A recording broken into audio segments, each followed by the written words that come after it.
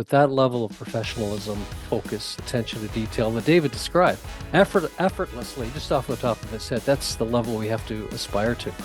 So way to go. I'm not suggesting you stop being our producer and join Toyota, but just tipping my hat to the maestro. Sorry, wait, guys. wait a minute. What do you mean you quit? I'm retiring from music because the president of Toyota saw our streams and has offered me $5 million a year. So screw this project. No, I'm kidding. But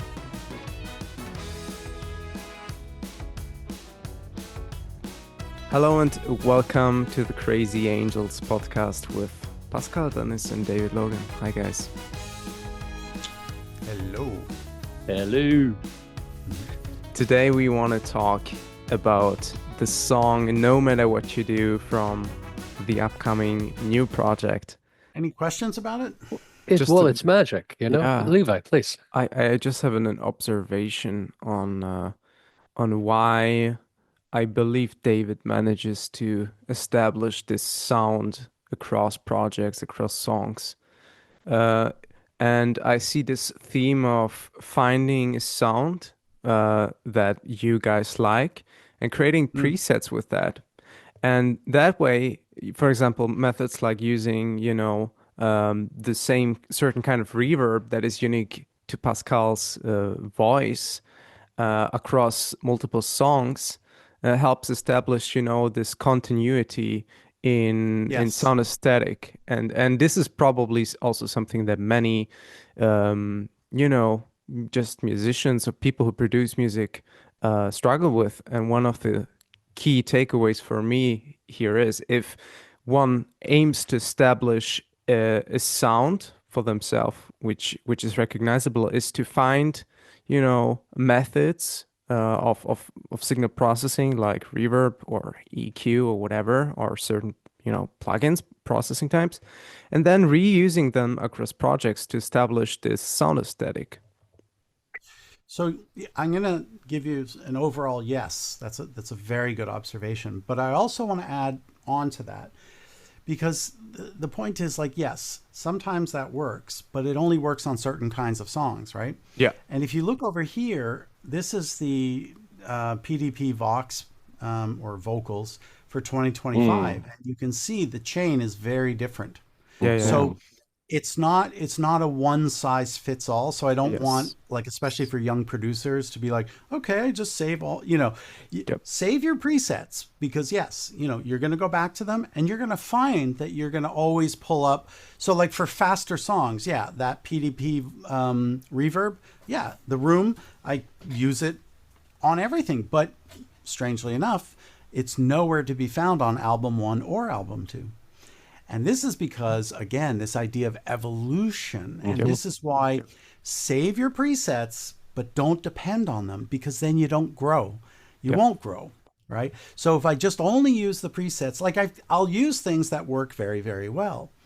But like, drum sounds, like almost every song it has different kinds of drums. Sometimes I'm using brushes. Sometimes I have to play the brushes live. Sometimes I, use full sticks. I also have electronic drum pads and a foot pedal. And so sometimes I'll, play them in. So it always depends. And sometimes I use that magic saxophone I just showed you, but sometimes I don't, right? So you're 100% correct in your observation. Yes, 100% correct. And always save your presets, especially if you're working with someone. And if Pascal were to say to me, hey, remember how my voice sounded on album 4? What did you do? Because I feel like lately the songs we're doing that my voice is missing something. And then I can go, album 4. And instead of having to go back and open it up and analyze what did I do, I have these main presets. And if you look here, even, this is old. Look at this. PDP blues. So if we're doing blues, that's the vocal chain for blues. And it's very different. You'll see. Yeah. It's way simpler, right? This plugin doesn't even exist anymore. But for example, I was using a distressor on his voice back then. By the way, this is just a de-esser and it's an old version. But this is like an older version of his vocal presets. This is 2024 version 1, version 2. This is just a version 4. Then here we are, 2025, and this is the sort of basis of the chain that I use whenever I'm doing his voice. And you can see here, this looks very different than what I actually have for this song. It's a very different. There are less plugins, partly because I'm using more kinds of reverbs, but yeah. So and like, if you look at this vocal chain, you'll see here, there's this thing I love called the breath control, which uses AI to listen for the breath, right? But AI is not perfect. So as you can see, I had to go Good. in and cut things by hand, I had to chop everything up by my hand. So yeah, so Levi, you're 100% correct, in your observation. Yeah, Yeah. like there are definitely going to be these presets that show up. But it can also be a double-edged sword. You can sort of paint yourself into a Yeah. corner. So I just want to, say yes, you're correct, and that it's a fantastic idea for young, not just producers but performers and DJs, and save your presets, man.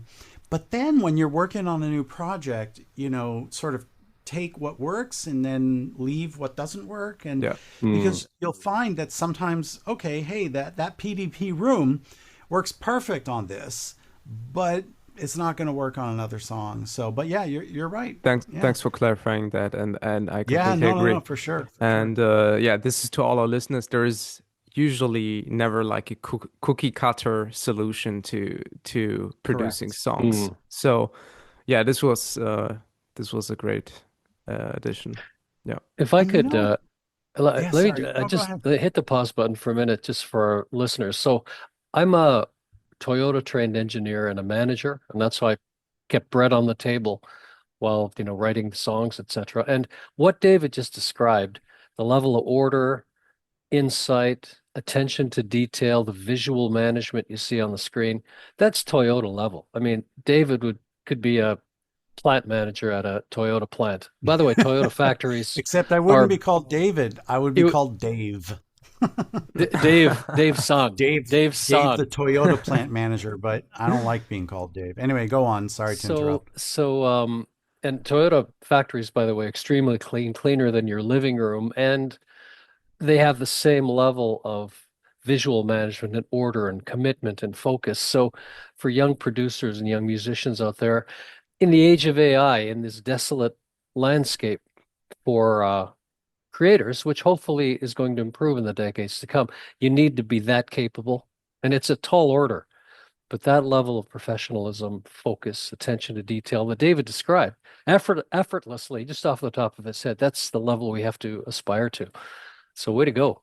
I'm not suggesting you stop being our producer and join Toyota, but just tipping my hat to the maestro.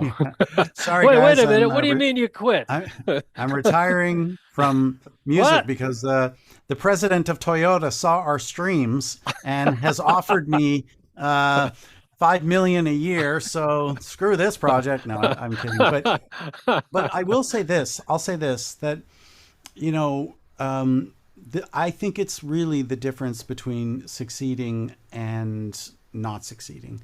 I think that successful people all have some kind of a system that they have in place that allow, because when you're like my day job, like this is my night job, Pascal's project, but in my day job, I compose music for video games. And, you know, on a certain level, like, especially when you're working on AAA games, like if you're not completely organized and you don't have a system, you will not work for very long because you're expected to have one. And what I found to be true is that, you know, people would rather work with somebody that's okay, talented, like they do okay, they're all right, but they're unbelievably organized and they have a complete system and they have all their ducks in a row and everything is like ready to rock, versus a super talented genius that is like, you know. But this is also why artists, you know, need managers, right? people to help, because some people don't have this skill Hmm. of organization. And Yeah. I'm sure people have noticed, like, I have a whole color coding system for every single part of the band, right?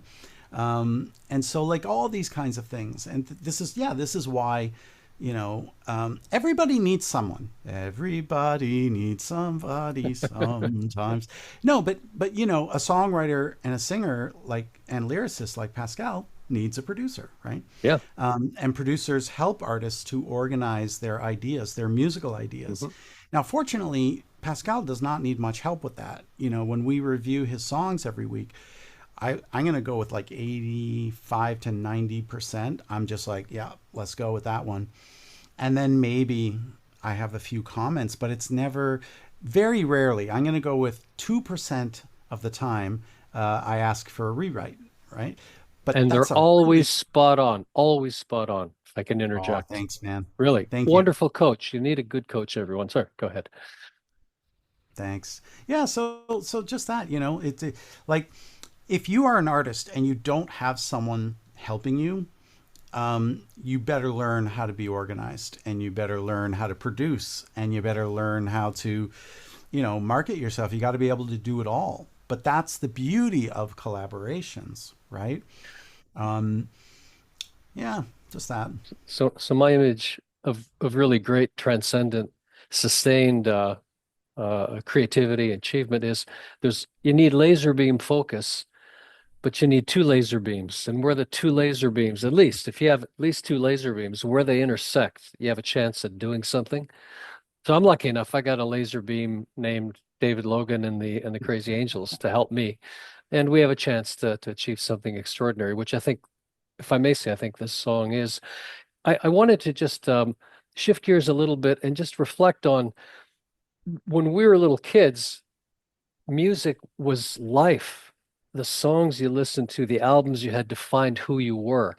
We're not there now, and young musicians, young artists in general, are facing these very, very difficult challenges, and the the the cruelty and overbearing dead hand of big tech. But I think in the decades to come, things will come back and music will regain its rightful Well, place. But I just wanted to bring that feeling into this song of the bright, hopeful, optimistic, kick-ass sound. It was kind of like the sunlight pouring through the big window of the pool hall, on those summer yeah, afternoons. And there was a time when music was everything and defined who you were. And 100%, man. you remember it was wonderful. We were lucky to have it. It's going to come again. It may take a few decades. I think we need a Steve Jobs of music that will help create artifacts that you own and that were as beautiful and Well, meaningful as the this albums from back then, I think this is one of the big problems now with big tech, is that they don't want you to own anything. Now, like, Right. I wrote the soundtrack for Pac-Man World 2, and Namco recently did Pac-Man World 2 Repack. This is a big AAA release on PS5, on the Switch, on Xbox, on PC, you know, and even me, to buy it, it's like a digital download. That's it. You can't own it. So when you go to sell your Switch, if you decide to get the Switch 3, you can't Hmm. sell the games. They're locked into your account and digitally. So they don't want you to own movies. They don't want you to own music. They don't want you to own your games now. This is very new with games. Hmm. Hmm. And this is a big problem because, when Pascal and I were kids, we would, like, walk dogs, shovel snow, mow the grass for all the people in the neighborhood. And it was like a scramble to, like, get your business and cut Yeah. people's lawns or walk their dogs or babysit. I mean, and we all did this. And what did we do with our money? As soon as we had enough money, we bought that new, piece of vinyl from, whoever, like in Whoever. my Yeah. case, the English Beat or Madness or the Specials, Yeah. because I was a big Yeah. ska fan. Yeah. Yeah. Um, Yeah. so that's what we did. And the thing is, you got the vinyl and you opened it and you were so careful when you put it on your turntable Yeah. and you put the tone arm down, right? And you listened, and while you were listening, you examined and read every single word that was written on that piece of cardboard that record came in. Yeah. And you Yeah. pulled the sleeve out that protected the vinyl, and there were the lyrics were printed on there. I mean, it was a whole religious experience, and you owned that vinyl. You could lend it to your next door neighbor and then get angry when it returned with scratches on it. Yeah. Right? So, You remember that. I mean, building on your point, there's a strong sense now in in the world of literature that the killer app of the future is, wait for it, the book. The book that you own that is eternal. You don't have to download the latest version. You don't have to deal with big tech's ridiculous contingencies and this and that hassle that they throw on you. You own the damn thing. You can give it to someone, you can give it to the library. So I'm hopeful that a Steve Jobs will take the beautiful albums we remember and make them a super album, whatever magic is required there. And then it's something you own. And maybe it'll be a multimedia experience, but you own it and will have that magic again where your record collection defines who you are, what tribe you belong to, and why you like this versus that. Now, I want to say, so there are communities like that, and my daughter Eleanor loves electronic music and has introduced me to that whole scene. And you see that same kind of passion, and I'm happy to see that these great electronic artists do it independently, not through big tech or the big entertainment companies they've swallowed up. So it is possible. So hopefully that's a harbinger of what's coming in the future.